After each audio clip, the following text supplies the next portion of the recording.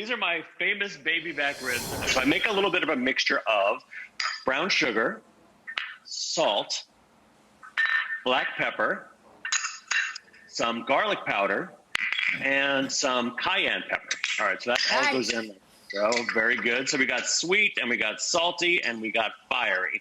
All right, and then we just mix that together, easy peasy, and then we just sprinkle that on both sides of the rack of ribs. Let me flip that over. I'll use tongs so I don't have raw pork on my hands for the rest of this segment.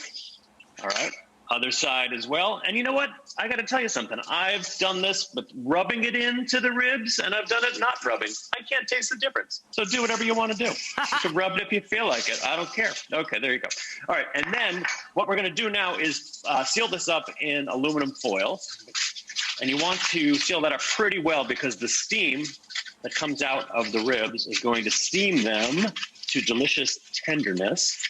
And we put those in the oven on a low oven. So it goes in at 300 degrees for anywhere from 2 to 3 hours. Okay, so depending on your oven, depending on how much time you have. And you can do that on the outdoor grill too, right? You just keep it absolutely. Indirect heat, keep it nice and low. 300 degrees, couple hours.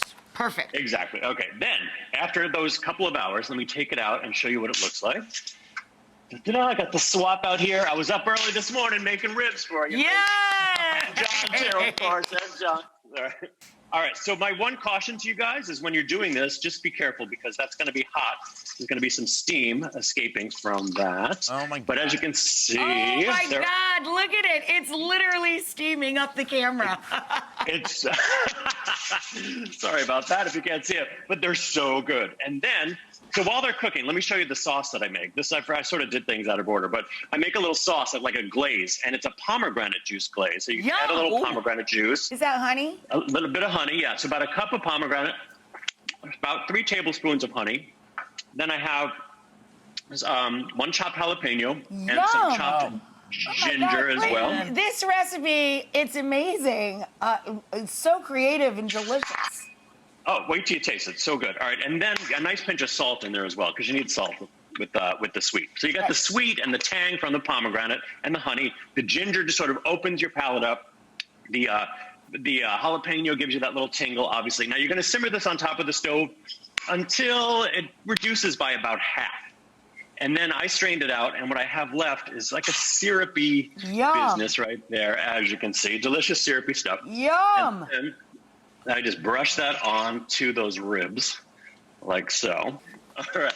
Then these go, what I would do is actually take them off of this, because you don't want to put these under the broiler with all this moisture. So what I do is put them on a, oh, look at it, broke apart. That's how tender they are. That tender. They're so tender, they're falling apart. Falling off the bone. Fall off the bone.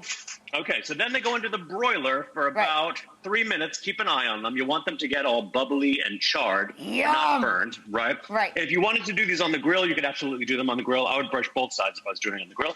So what happens is you go under the broiler now. What I like to do is serve this with lime wedges. Gorgeous.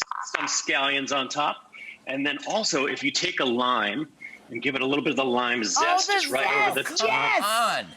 Woo! Fancy ribs. Just showing off. Fancy. Out